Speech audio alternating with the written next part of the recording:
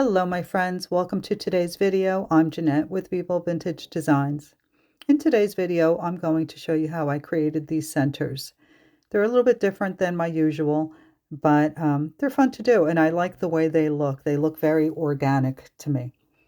So to create this center, we're just going to use a paintbrush and it's got to have a small pointy tip. I'll be using my little alcohol and ink mix bottles and some sunshine yellow. First, I'll put down some pitch black in the center and I'll let it spread.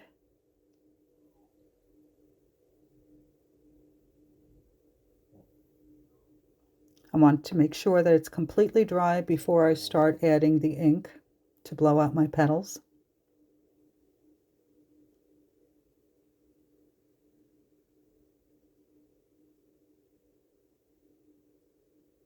And now I'm always asked how much alcohol to ink in these little bottles that I use all the time, but I don't measure. If I want it to be a more vibrant color, then I add more ink. If I want it to be a paler color, then I just add more alcohol. So once you start using them, you'll find that it's a lot easier than pouring the ink and the alcohol on top of it. I find it much easier.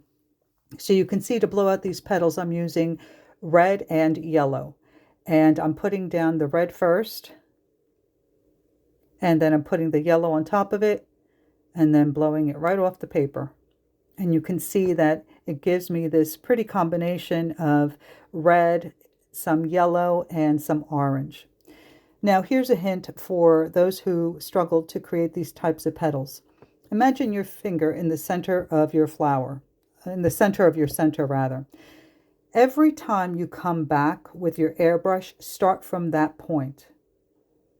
And your petals will always be perfect and they'll look like they're coming from the center of your flower. But if you're coming back at a different angle every time, then your petals will look disjointed. They won't look like they connect to the center of the flower.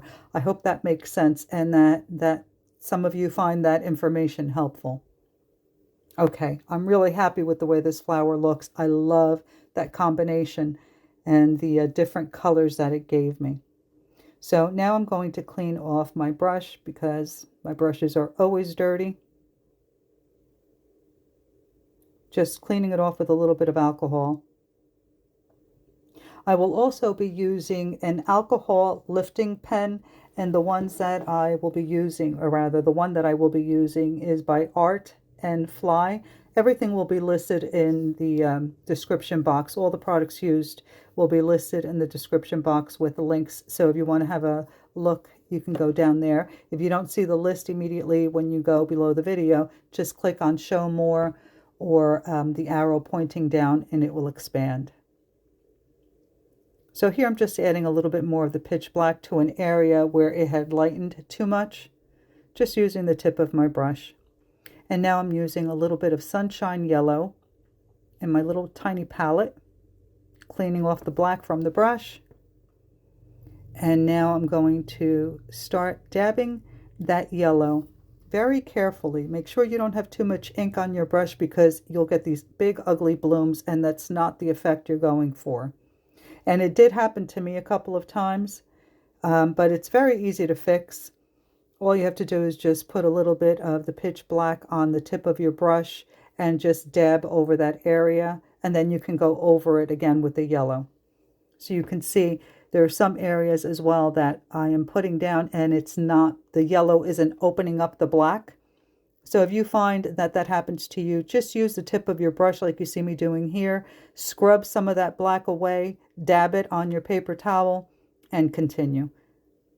So in essence, what you're doing is just lifting some of that black and then coming back and adding the yellow.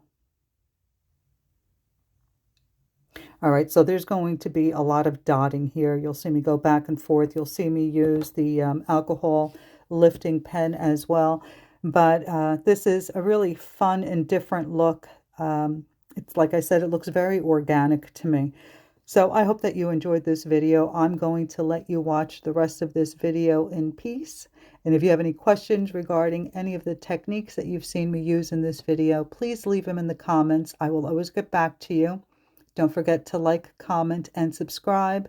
And if you're interested, take a look at my Facebook group, Vivo Vintage Designs, where you can post your versions of the tutorials on this channel, as well as the techniques that you've learned as well.